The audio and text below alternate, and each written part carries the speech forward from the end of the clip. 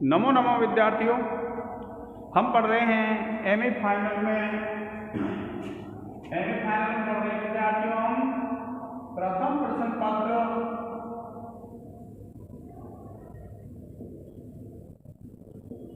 जिसका नाम है साहित्य शास्त्र। ये जो साहित्य शास्त्र है विद्यार्थियों, इसमें हम पढ़ रहे हैं मम्मट विरचित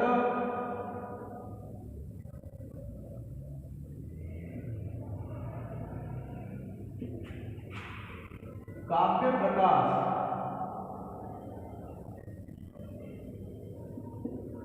और काव्य प्रकाश है, इस काव्य प्रकाश का चतुर्थ उल्लास पढ़ रहे हैं हम।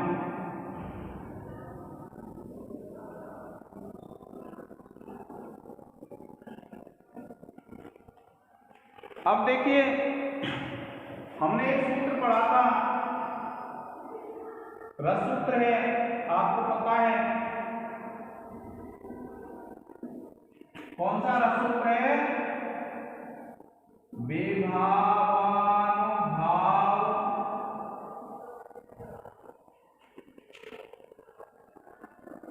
व्यभिचारी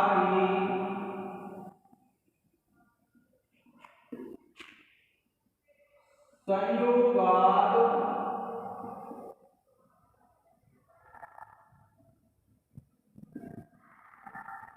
रस निष्पत्ति है।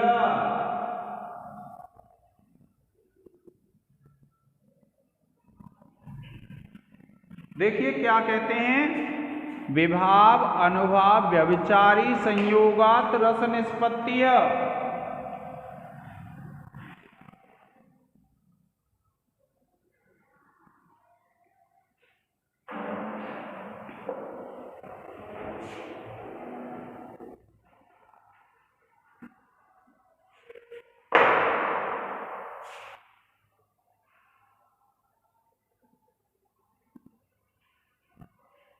देखिए विद्यार्थियों, जो रस सूत्र है, भरत मुनि ने कहा है ये रस सूत्र। और ये जो रस सूत्र है, ये क्या कहता है? विभाव अनुभाव और व्यभिचारी भावों के संयोग से क्या होता है?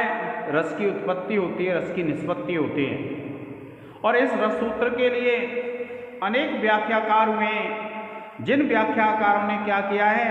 इस रस सूत्र की व्याख्या की है। प्रत्येक ने अलग अलग व्याख्या की है विद्यार्थियों, जिसमें हम कल जो हमने पढ़ा वो भट्ट लोल्लट को पढ़ चुके थे। हम किसको पढ़ चुके थे? ये एक तो है भट्ट लोल्लट। इन्होंने ये कहा विद्यार्थियों कि जो रस होता है, भट्ट लोल्लट का क्या मत था कि जो रस है उस रस की उत्पत्ति होती है। क्या कहा? कि जो रस होता है उस रस की क्या है? उत्पत्ति होती है। इस प्रकार से विद्यार्थियों भट्ट लोल्लट ने कहा था।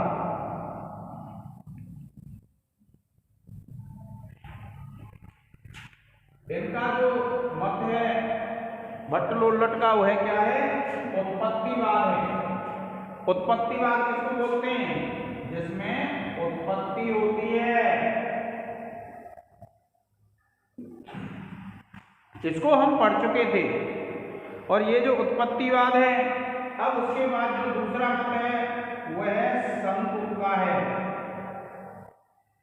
ये संकुक जो है, इनका विद्यार्थियों अनुमितिवाद है। कौन सा सिद्धांत है विद्यार्थियों? अनुमितिवाद। और ये जो अनुमितिवाद है, इसके बारे में बताते हैं। देखिए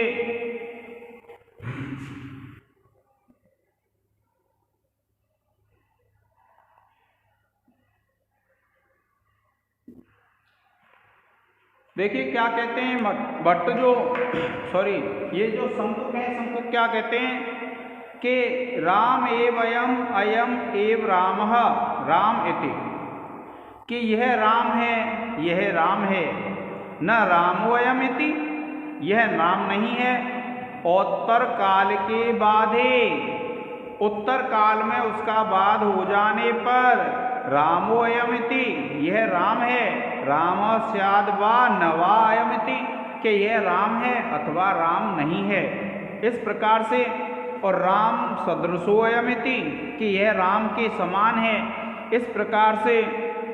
न सम्यक मिथ्या संशय सादृश्य प्रतीतिभ्यो, कि न माने स्वरिच्छा माने और, सम्यक कहते हैं अच्छी तरह से, सादृश्य कहते हैं समानता के कारण, मिथ्या संशय, मिथ्या कहते हैं झूठ को और संशय कहते हैं संशय, कि प्रतीतिभ्यो इन प्रतीतियों से विलक्षणतया, विलक्षण होने से, चित्रतुरग आदि न्यायेन, चित्रतुरग आदि न्याय के द्वारा, रामोऽयमिति प्रतिपत्त्या ग्रहे नटे, कि रामोऽयमिति यह राम है, ऐसी प्रतिपत्ति नट में ग्रहण कर ली जाती है।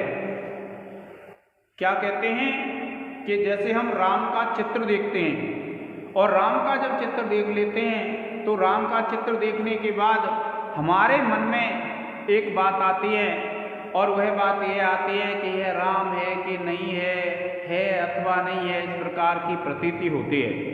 और इस प्रकार की जो प्रतीति होती है राम के विषय में विद्यार्थियों, तो वह जो प्रतीति है, फिर उसके बाद जब हम नाटक में कोई नट अभिनय कर रहा होता है तो उस अभिनय करने वाले नट में ये जो संशय मिथ्या आदि जो कारण हैं, इनकी जब समाप्ति हो जाती है तो फिर हमारे हृदय में एक बात अवश्य ग्रहण हो जाती है कि यह राम ही है। क्या है यह राम है, इस प्रकार से हमें ज्ञात हो जाता है। और जब हमको इस प्रकार से ज्ञात हो जाता है कि यह राम है, तो फिर क्या होता है विद्यार्थियों कि फिर सेयम ममांगेषु सुदारच्छटा सुपूर कर्पूर शलाकिका दर्शो मनोरथ श्रीय मनस शरीरणी प्राणेश्वरी लोचन गोचरम गता। यह एक श्लोक प्रस्तुत किया है कवि ने। और क्या श्लोक प्रस्तुत किया है, देखिए कि सा इयम ममांगेषु, कि सा इयम ममांगेषु, कि वह यह मेरे अंगों में, सा इयम ममांगेषु, कि वह यह मेरे अंगों में, सुधा रस छटा, कि जो अमृत के रस की छटा है। क्या कहा, सुधा रस छटा, कि जो अमृत के रस की छटा है वह सुकपूर कर्पूर शलाकिका दृशः, कि वह कपूर की सलाई है नेत्रों के लिए। मनोरथ श्रीय मनसः शरीरिणी प्राणेश्वरी, कि वह मनोरथ की लक्ष्मी है और मेरे शरीर के लिए प्राणेश्वरी। लोचन गोचरम गता, कि वह मेरे नेत्रों को गोचर हुई है, मेरे नेत्रों की गोचरता को प्राप्त हुई है। और फिर क्या कहते हैं, देखिए देवाद अहम अद्य तया चपलतया नेत्रया व्युक्तः, कि देवात भाग्य के वशीभूत होकर के अहम माने मैं, देवात अहम अद्य, कि भाग्य से आज मैं, चपलायत नेत्रया व्युक्तश्च, कि उस चंचल नेत्रों वाली से व्युक्त हो गया हूँ। और अविरल विलोलद जलद काला, और निरंतर घूमते हुए बादलों का समय सम उपागतश्चयम्, कि यह प्राप्त हो गया है। क्या कहा कि जो बादल हैं उनका समय भी आ गया है और मैं उस प्राणेश्वरी से वियुक्त हो गया हूँ।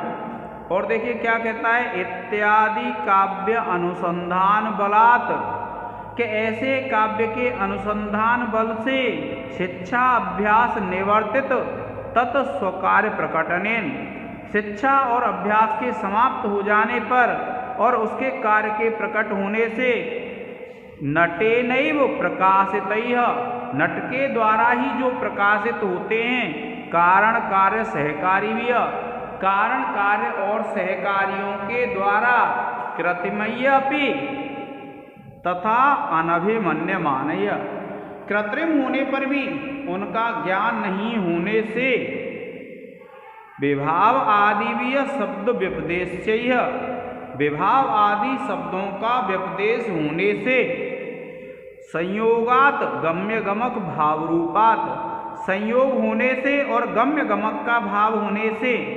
अनुमीयमानोपि, अनुमित हुआ होने पर भी वस्तु सौंदर्य बलात्, वस्तु की सुंदरता के बल से, वस्तु सौंदर्य बलात्, वस्तु की सुंदरता के बल से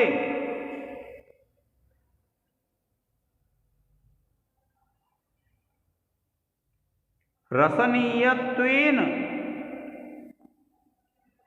अन्यानुमीयमान विलक्षणः, के रस को प्राप्त होने से यह विलक्षण स्थायित्वेन संभाव्यमानो, स्थायित्व के रूप में संभावित होता हुआ रत्यादि भाव तत्र आसन्नपि, रत्यादि जो भाव है वहाँ आसन्न होने पर भी सामाजिकानां वासनया चर्व्यमाणो रसिति संकुकः, कि सामाजिकों की वासना के द्वारा वह रस चर्वित होता है, यह संकुक का मत है। देखिए क्या कहा कि यह राम ही है अथवा यह ही राम है, यह राम नहीं है। इस प्रकार उत्तर काल में बाधित होने वाली यह राम है, यह राम है या नहीं है और यह राम के समान है, इन सम्यक प्रतीति, मिथ्या प्रतीति, संशय प्रतीति और सादृश्य प्रतीति से भिन्न प्रकार की चित्र तुरग न्याय से होने वाली प्रतीति से ग्राह्य नट में मेरे अंगों में सुधा रस के समान, आनंददायिनी आँखों के लिए कर्पूर शलाका के समान शीतलदायक और मन के लिए शरीर धारिणी मनोरथ श्री के समान यह प्राणेश्वरी मुझे अब दिखलाई दे रही है। और देव से अर्थात भाग्य के वशीभूत होकर के मैं चंचल बड़ी बड़ी आँखों वाली उस प्रियतमा से आज ही अलग हुआ और आज ही निरंतर उमड़े हुए मेघों से युक्त काल का समय आ गया है, वर्षा काल का समय आ गया है इत्यादि काव्यों के अनुशीलन से तथा शिक्षा के अभ्यास से सिद्ध किए हुए अपने अनुभाव इत्यादि कार्य से नट के द्वारा प्रकाशित किए जाने वाले कृत्रिम होने पर भी कृत्रिम न समझे जाने वाले विभाव आदि शब्दों से व्यवहृत होने के कारण कार्य और सहकारी के साथ संयोग होने से गम्य गमक भाव संबंध से अनुमीयमान होने पर भी वस्तु के सौंदर्य के कारण तथा आस्वाद का विषय होने से अन्य अनुमीयमान अर्थों से विलक्षण स्थायी रूप से संभाव्यमान रति आदि भाव वहाँ न रहते हुए भी सामाजिक के संस्कार से आस्वाद किया जाता हुआ रस कहलाता है। यह श्री संकुक का मत है। तो विद्यार्थियों, इस सूत्र में जो निष्पत्ति शब्द है उसका अर्थ तो है अनुमिति और संयोग का अर्थ है गम्य गमक भाव। देखिए ये जो है निष्पत्ति, तो इस सूत्र में आप संकुक के में देखेंगे तो इन्होंने निष्पत्ति का जो अर्थ किया है विद्यार्थियों, निष्पत्ति का अर्थ जो किया है अनुमिति। क्या किया है? अनुमिति। और संयोग है, संयोग का अर्थ किया है गम्य गमक भाव। और देखिए इन्होंने चित्र तुरग न्याय से कहा है, चित्र तुरग न्याय क्या होता है विद्यार्थियों? चित्र तुरग न्याय ऐसा होता है जिस न्याय के माध्यम से, जैसे हम एक चित्र में घोड़ा देखते हैं और जो चित्र में हम घोड़ा देखते हैं उसको जब बार बार देखते रहते हैं तो हमारे मन से ऐसी जो प्रतीति हैं कि ये असली घोड़ा नहीं है, वे अपने आप समाप्त हो जाती हैं। और जब वो प्रतीति हमारे मन से समाप्त हो जाती है विद्यार्थियों, तो फिर क्या होता है, हमको ऐसा आभास होने लग जाता है कि यह सच घोड़ा है। कैसा घोड़ा है? सत्य घोड़ा है, यह घोड़ा वैसा नहीं है, नकली। इस प्रकार से हमको ज्ञान होने लग जाता है। तो आपको ध्यान रखना है, चित्र तुरग न्याय से और जो शंकुक है उन्होंने ये दिया है। अब देखिए, इसके बाद जब आप देखते हैं तो एक है जो 30, एक तो पहले हो गए, ये दूसरे हो गए और ये तीसरे हो गए, और ये तीसरे हैं भट्टनायक। क्या नाम है विद्यार्थियों इनका? भट्टनायक। और इनका जो मत है वह है भुक्तिवाद। क्या मत है? भुक्तिवाद। ये भुक्तिवाद के पोषक हैं विद्यार्थियों। किसके पोषक हैं? भुक्तिवाद के। और ये जो भुक्तिवाद है इसमें इन्होंने एक चीज और मानी है, साधारणीकरण। आपको ध्यान रखना है, साधारणीकरण किसने माना है? ये साधारणीकरण को माना है भट्टनायक ने। तो देखिए भट्टनायक क्या कहते हैं, देखिए विद्यार्थियों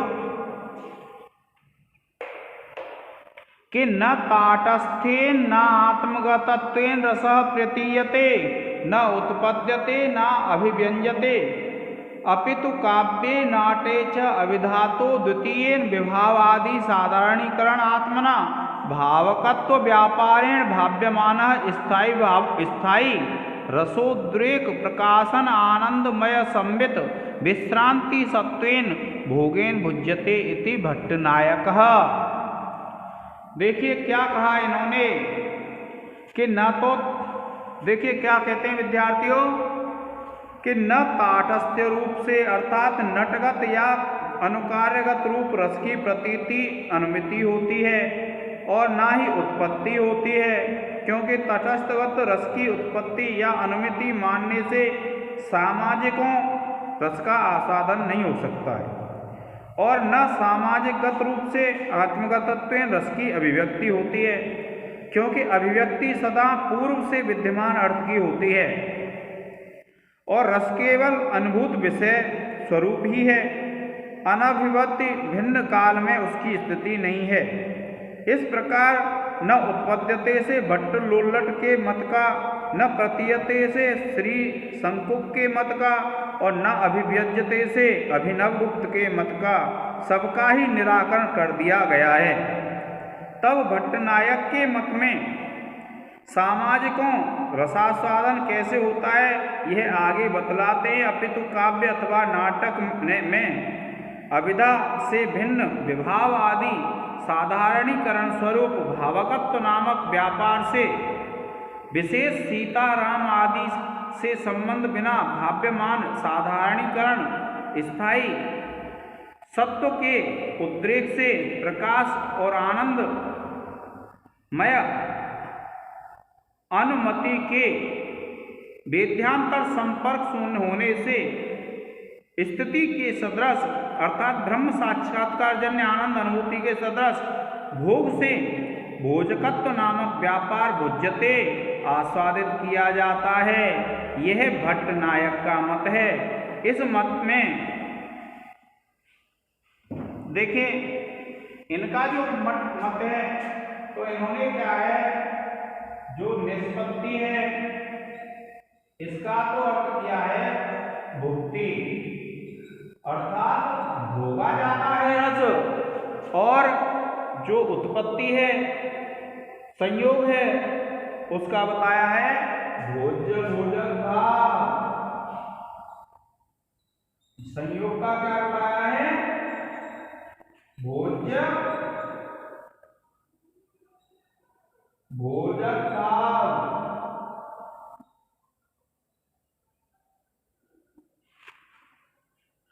ठीक है विद्यार्थियों, तो इस प्रकार से क्या है, इसमें भोज्य भोजक भाव बताया है।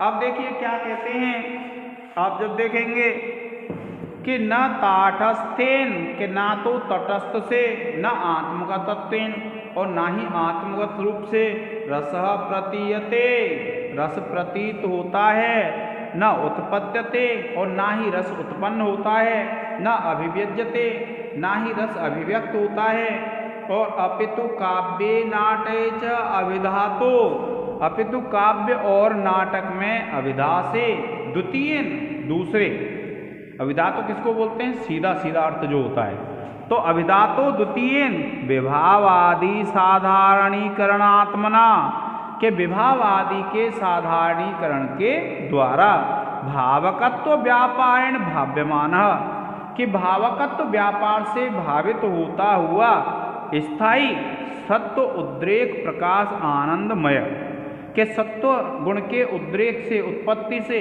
प्रकाश और आनंद से जो युक्त होता है, ऐसा